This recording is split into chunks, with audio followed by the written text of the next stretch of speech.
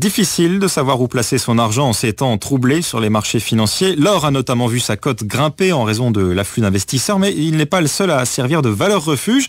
Le vin serait lui aussi un placement rentable sur la durée, et puisque c'est la période des foires au vin, le moment est peut-être propice pour se décider. Alors plusieurs questions se posent inévitablement aux acheteurs. D'abord, où acheter ? Il vaut mieux éviter la grande distribution et lui préférer les ventes directes et les cavistes. Autre interrogation, sur quel produit miser ?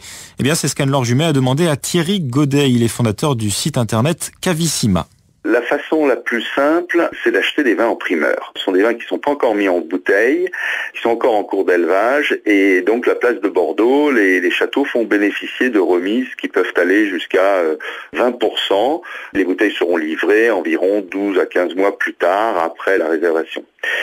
Après, moi je vois aujourd'hui des possibilités sur des millésimes 2008 ou 2007. Ce sont des vins qui devraient prendre une plus-value importante dans les 2 années, 3 années, compte tenu du fait que les millésimes 2009 et 2010 sont tellement chers et la demande est tellement forte qu'il y a une tension sur les prix pour les millésimes 2007 et 2008. Donc il faut se dépêcher d'acheter certains produits. Sur les 10 dernières années, on s'aperçoit que le retour sur investissement est de l'ordre de 10 à 20%.